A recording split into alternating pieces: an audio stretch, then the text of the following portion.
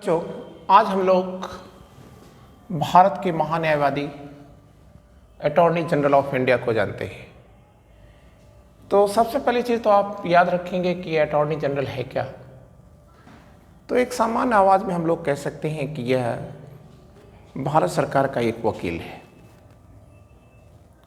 तो अब इसके लिए प्रोविज़न कहाँ कहाँ किए गए हैं, तो इसके लिए आप आ जाएं आर्टिकल 76 को जाने आप। तो आर्टिकल 76 में जो पहला क्लॉज है उसके अंतर्गत क्या दिया गया है, अटॉर्नी जनरल की नियुक्ति की बात की गई है।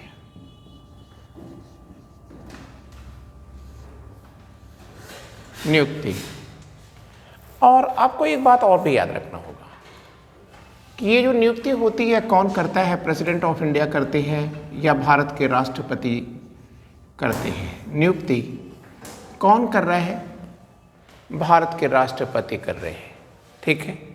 और इस भारत के महान्यायवादी का क्वालिफिकेशन क्या होता है, योग्यता क्या है, तो आप कह देंगे कि सर सुप्रीम कोर्ट का न्यायाधीश बनने की योग्यता इसकी योग्यता होती है। सुप्रीम कोर्ट का न्यायाधीश मतलब जो सुप्रीम कोर्ट का जज बनने की योग्यता है, वही योग्यता अटॉर्नी जनरल ऑफ इंडिया की है। क्लियर। तो यहां आपने देखा कि नियुक्ति भी दी गई है और योग्यता भी दी गई है। किस आर्टिकल में, 76(1) में है। अब 76(2) क्या बोलता है,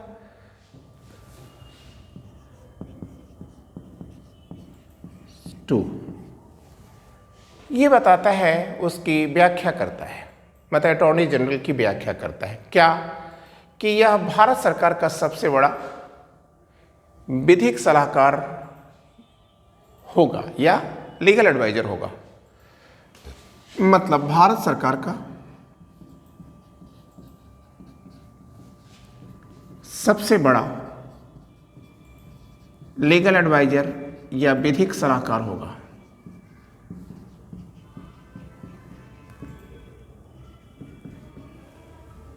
क्लियर। अब 76(3) क्या बोलता है,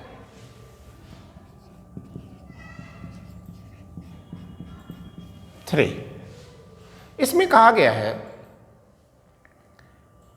कि यह भारत राज्य के किसी भी न्यायालय में, मतलब भारत जो देश है उसकी जितनी सीमाएं हैं उसके अंदर कोई भी न्यायालय में वह भारत सरकार का पक्ष रख सकता है, ठीक है ना। मतलब इसकी सीमाएं कहाँ हैं, आप कहेंगे कि सर भारत सरकार, या आप कह सकते हैं भारत राज्य के अधीन जितने भी न्यायालय हैं उसमें यह सरकार का पक्ष ले सकता है, रख सकता है, उसमें दलील दे सकता है, ठीक है। लेकिन एक बात याद रखिएगा, यह भारत सरकार के विरुद्ध कभी भी वकालत नहीं कर सकता। मतलब जब तक वह कार्य पर है, अपने पद पर है, तब तक वो भारत सरकार के विरुद्ध कोई दलील नहीं दे सकता। 76(3) क्या कह रहा है, दो चीजें कह रहा है कि जो अटॉर्नी जनरल ऑफ इंडिया होंगे वह सरकार का पक्ष रखेंगे, सरकार के पक्ष में अपनी दलीलें देंगे। कहाँ, आप कहेंगे भारत की सीमा के अंदर किसी भी न्यायालय में। लेकिन यह उनको विवश करता है कि वह भारत सरकार के विरुद्ध, ठीक है, कोई दलील नहीं दे सकते।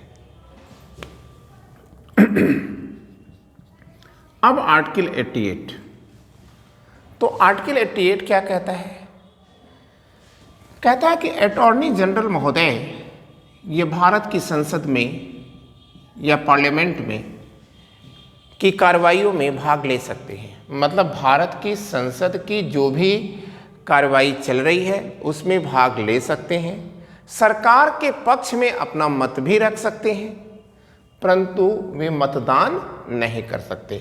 मतलब संसद की जो कार्रवाई है, ठीक है, इसमें वे भाग ले सकते हैं। ठीक, एक बात तो उन्होंने ये कहा। दूसरी चीज, सरकार का पक्ष रख सकते हैं, सरकार के पक्ष को रख सकते हैं, ठीक है। परंतु अगर वोटिंग हो रही है, मतदान हो रहा है, तो उनको बाहर होना होगा। क्लियर। अब आपको याद रखना है कि जो अटॉर्नी जनरल ऑफ इंडिया का पद होता है, ये कॉन्स्टिट्यूशनल पद है, संवैधानिक पद है। आप देख रहे हैं ये 76 में है, 2 आर्टिकल में, एक 76 में है, दूसरा 88 में है, ठीक है।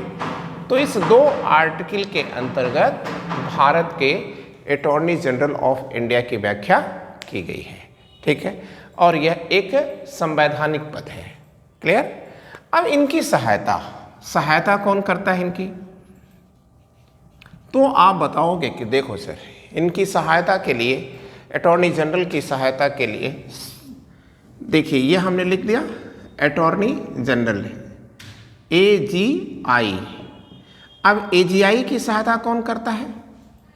तो आप कहेंगे कि sir attorney general of India की सहायता सॉलिसिटर जनरल करते हैं, सॉलिसिटर जनरल करते हैं।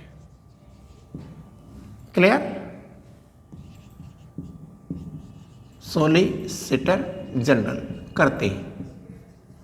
और सॉलिसिटर जनरल महोदय की सहायता के लिए एडिशनल सॉलिसिटर जनरल होते हैं, मतलब अतिरिक्त एडिशनल सॉलिसिटर जनरल होंगे। क्लियर। अब प्रश्न आता है, एक बात आप और भी याद रखिएगा कि जब तक वो अटॉर्नी जनरल ऑफ इंडिया है, तब तक वह निजी प्रैक्टिस नहीं कर सकते। सॉलिसिटर जनरल है, निजी प्रैक्टिस नहीं कर सकते। अतिरिक्त सॉलिसिटर जनरल है, उनको भी निजी मतलब दलील नहीं देना होगा। जहाँ तक इनके वेतन की बात है, वेतन और भत्ते की बातें हैं, आप ये कह दीजिएगा केस के अनुसार, जैसा उनका मुकदमा होता है उसी के आधार पर यह निर्धारित किया जाता है। अब हमारे सामने एक प्रश्न और उठता है, क्या कि ब्रिटेन का जो अटॉर्नी जनरल होता है और भारत का जो अटॉर्नी जनरल होता है, उन दोनों में अंतर क्या है? तो आप याद रखेंगे कि ब्रिटेन का जो अटॉर्नी जनरल होता है वह उनकी मंत्रिमंडल का, या आप कह सकते हैं कि कैबिनेट का एक मेंबर होता है, सदस्य होता है। परंतु भारत में ऐसा नहीं है, ठीक है। ब्रिटिश जो अटॉर्नी जनरल है वह क्या है? आप कहेंगे कि सर उसका स्तर अटॉर्नी जनरल के साथ साथ, ठीक है, मंत्री का भी होता है, लेकिन भारत में ऐसा नहीं है। अब हमारे सामने एक और प्रश्न उठ खड़ा होता है कि इनका जो पदावधि है, समय है, वो क्या है?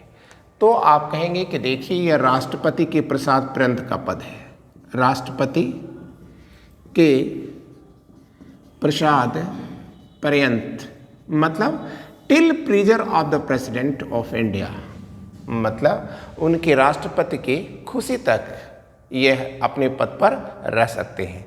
और जहाँ तक बात आती है कि क्या संविधान में इनको हटाने के लिए कोई विधि दी गई है, आप कहेंगे नहीं सर, इनको संविधान में हटाने के लिए कोई विधि नहीं है। राष्ट्रपति जब चाहेंगे तब तक वो अपने पद पर रहेंगे। और राष्ट्रपति की चाहत का मतलब क्या हुआ कि जब तक मंत्रिपरिषद चाहेगी, केंद्रीय मंत्रिपरिषद चाहेगी, तब तक वो अपने पद पर रहेंगे, ठीक है। अब हमारे स्वतंत्रता की बात, हमारे जो पहले अटॉर्नी जनरल थे वो थे MC Setalvad sir, MC Setalvad. और MC सीतलवाड़ सर ये सबसे लंबे समय तक अटॉर्नी जनरल भी रहे, ठीक है। कब से कब तक रहे हैं? ये 1950 से लेकर के 1963 तक रहे हैं। बहुत लंबा कार्यकाल है अटॉर्नी जनरल MC सीतलवाड़ का। लेकिन बच्चों हमें याद रखना होगा कि तब से लेकर अब तक 15 अटॉर्नी जनरल हो चुके हैं, मतलब 15वें चल रहे हैं इस समय, 15वें अटॉर्नी जनरल, ठीक है, AGI, ठीक है, 2017 से अपने पद पर बैठे हुए हैं। और ये कौन है? के वेणुगोपाल, के वेणुगोपाल सर। ये क्या है? आप कहेंगे AGI है, मतलब अटॉर्नी जनरल ऑफ इंडिया है। क्लियर? अब हमारे सामने एक दूसरा पॉइंट भी आता है और वो है, आप हेडिंग चेंज कर दें, भारत के नियंत्रक एवं महालेखक परीक्षक।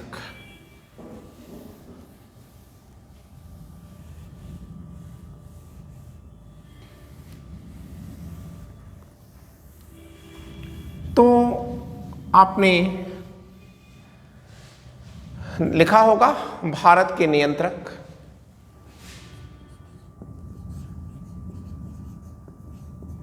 एवं महालेखा परीक्षक। इन्हीं को हम लोग क्या कहते हैं अंग्रेजी में? कंप्ट्रोलर।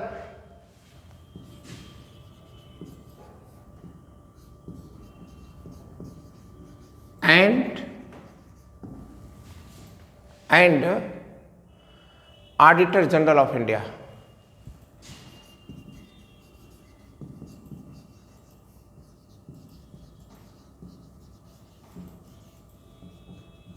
इंडिया, ठीक है। शॉर्ट में हम इसी को कह सकते हैं CAG, ठीक है। अब अगर आपसे पूछा जाता है, सामान्यतः पूछा जाता है कि यह क्या है, तो आप कहेंगे कि सर यह एक ऑटोनोमस अथॉरिटी है या एजेंसी है, स्वतंत्र प्राधिकरण है। CAG क्या है? आप कहेंगे कि सर एक स्वतंत्र प्राधिकरण है, ठीक है ना। अब एक प्रश्न आपके सामने और यहां उत्पन्न होता है, ठीक है, कि CAG का कार्य क्या है। सामान्यतः अगर पूछा जाए कि CAG का कार्य क्या है, तो आप कहोगे CAG का कार्य, तो आप कह दें कि संसद द्वारा जो धन आवंटित किया गया है, ठीक है ना, मतलब CAG का कार्य यह देखना है कि संसद द्वारा निर्धारित धन के खर्च की सीमा से अधिक धन खर्च न हो। मतलब संसद द्वारा जो धन खर्च करने के लिए आवंटित किया गया है या दिया गया है,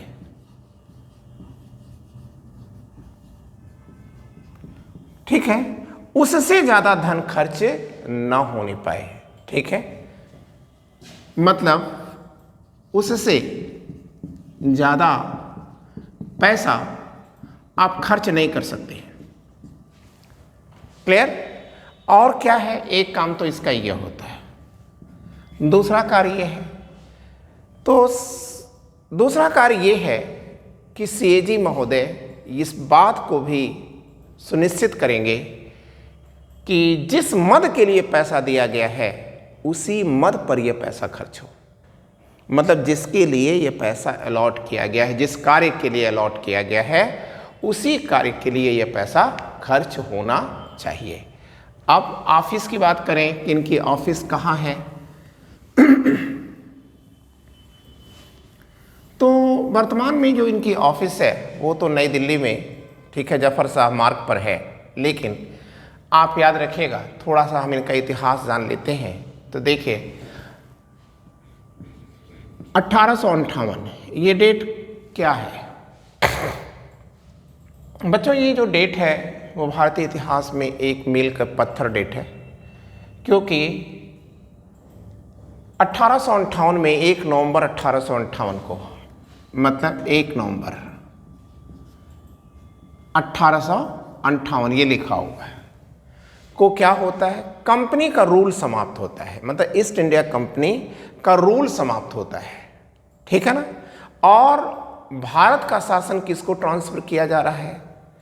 आप कहेंगे कि सर ब्रिटिश पार्लियामेंट को सौंपा जा रहा है। ब्रिटिश जो पार्लियामेंट है उसको ये सत्ता सौंप दी गई है। तो ब्रिटिश पार्लियामेंट के पास जब सत्ता हस्तांतरित हो जाती है तभी भारत के नियंत्रक एवं महालेखा परीक्षक के ऑफिस खोली जाती है। अब आप थोड़ा ये डेट याद रखेंगे तो और कंफर्म हो जाएगा। 1860 में सर एडवर्ड ड्रमंड पहले ऑडिटर जनरल के रूप में नियुक्त किए गए थे। किसे? Sir Edward Drummond. ठीक है, तो सर एडवर्ड ड्रमंड, ठीक है, ये हट जाएगा, ड्रमंड, ठीक है। इनको क्या नियुक्त किया गया था? आप कहेंगे पहला ऑडिटर जनरल नियुक्त किया गया। तो आप देख रहे हैं कि पहले जो शुरुआत हुई थी वो ऑडिटर जनरल के नाम से हुई थी। क्लियर ना? लेकिन आप याद रखना कि कोई 6 साल बाद 1866 में इसमें परिवर्तन होता है। ठीक है, क्या परिवर्तन होता है? अब कहेंगे कि इसी ऑडिटर जनरल को नियंत्रक एवं महालेखा परीक्षक नाम दे दिया गया। ठीक है, क्या नाम दे दिया गया? आप कहेंगे CAG नाम दे दिया गया। कब? 66 से, 1866 में। ठीक है, अब ये देखिए 1919 में गवर्नमेंट ऑफ इंडिया एक्ट आता है। इंडिया एक्ट आया। क्लियर? भारत सरकार अधिनियम 1919 आया। ठीक है, अब इसके अंतर्गत महालेखा परीक्षक को सरकारी नियंत्रण से मुक्त कर दिया गया। मतलब ये जो कैग है इसको सरकारी नियंत्रण से मुक्त करके क्या कर दिया गया? एक स्वतंत्र निकाय के रूप में विकसित कर दिया गया। सरकार के नियंत्रण में यह काम नहीं करता है। ठीक है भाई, सरकार के ही खर्चे की जांच करेगा तो सरकार के नियंत्रण में कैसे काम करेगा? ठीक है, और ऐसी स्थिति में आपको ये भी जान लेना होगा, government of India act, government of India act 1935।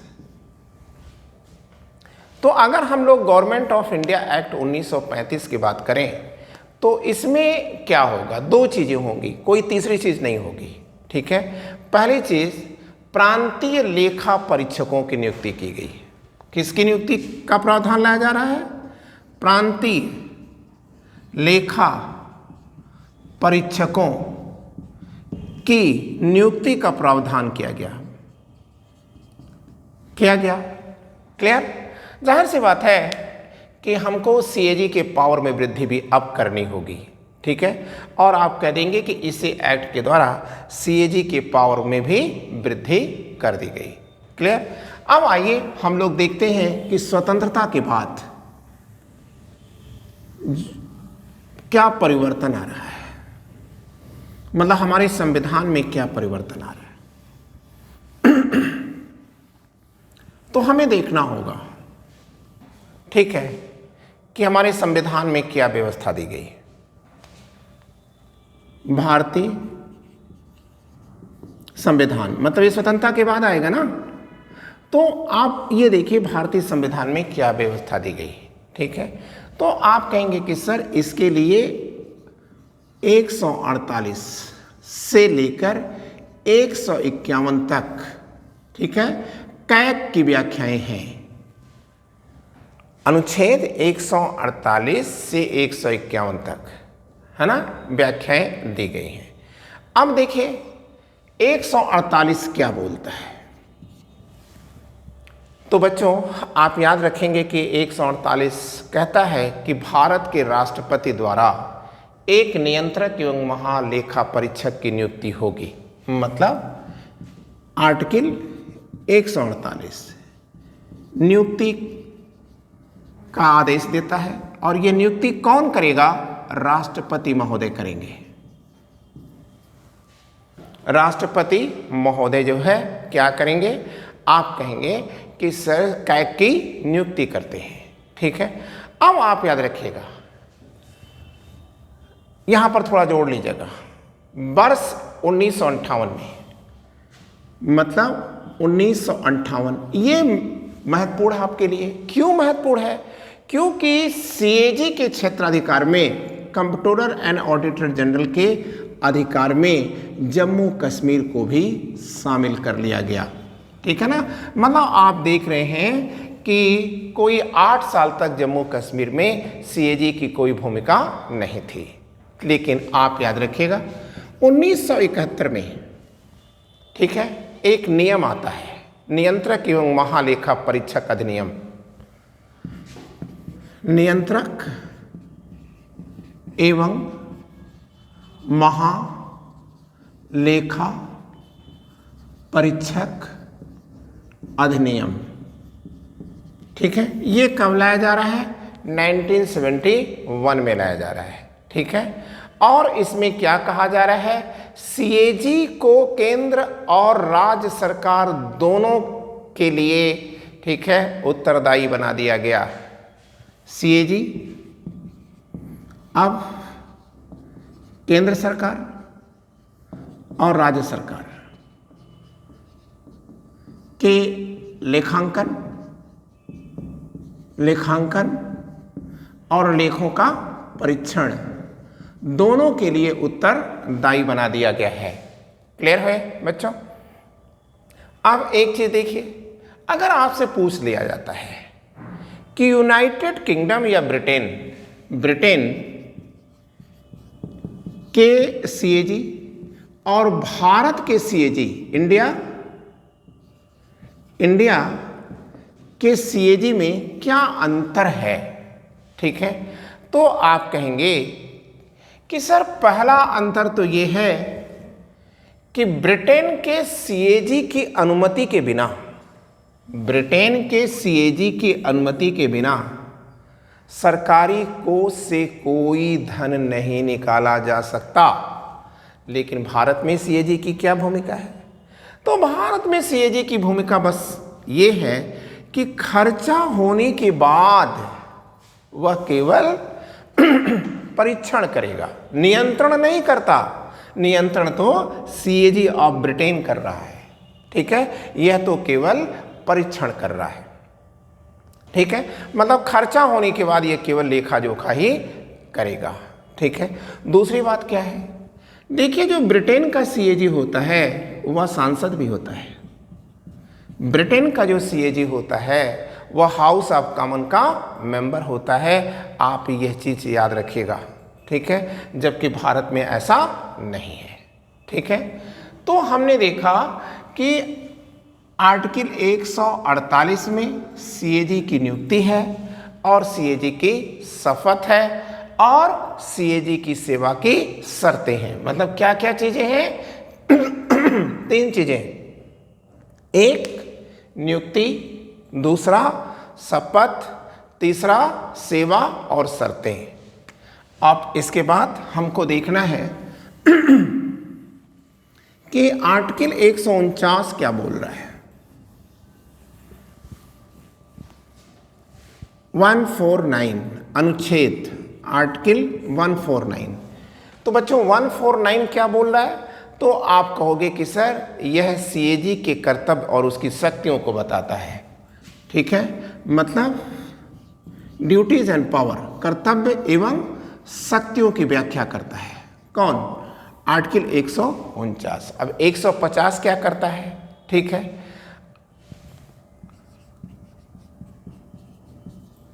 CAG को बाउंड करता है, विवश करता है, कंप्ट्रोलर एंड ऑडिटर जनरल को विवश करता है कि वह केंद्र मतलब संघ और राज्य सरकारों के खातों का लेखा जोखा राष्ट्रपति को सौंपे। मतलब ये देखिए, संघ सरकार और राज्य सरकार, ठीक है, इन दोनों का जो खर्चा है, मतलब दोनों का आय और व्यय, ठीक है। इसका लेखा जोखा वो किसको देगा? आप कहेंगे कि राष्ट्रपति को देगा। ठीक है। अब राष्ट्रपति क्या करेगा इसका? तो ये देखिए आर्टिकल 151 कह रहा है। आर्टिकल 151 कहता है कि राष्ट्रपति ये जो सीएजी ने उसको सौंपा है लेखा जोखा, उसे भारत के दोनों सदनों में रखवाएगा राष्ट्रपति। ठीक है। ये जो विवरण आया है सीएजी का, जो रिपोर्ट आई है, उस रिपोर्ट को भारत के राष्ट्रपति या भारत का राष्ट्रपति भारत की संसद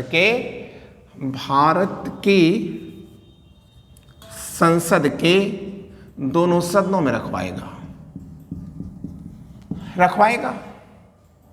ठीक है। और एक चीज आपको और याद रखना होगा, ठीक है, वो जनरल हम लोग बात कर लेते हैं। देखिए जो संचित निधि है, चाहे वो केंद्र की हो या राज्य की हो, मतलब संचित निधि, कंटेंजेंसी फंड, आकस्मिक निधि और सार्वजनिक लेखा, पब्लिक अकाउंट लेखा, ठीक है।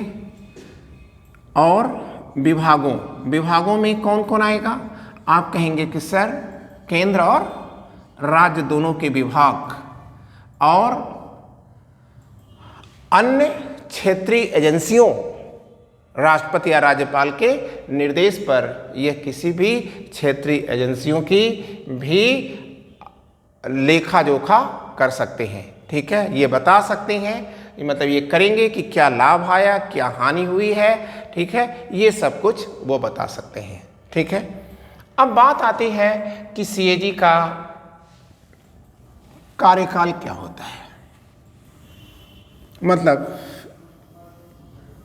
टाइम पीरियड क्या है इनका। तो देखिए आप एक बात याद रखिएगा, सीएजी का जो कार्यकाल होता है वो 6 वर्ष या 65 वर्ष, जो भी पहले हो वही है।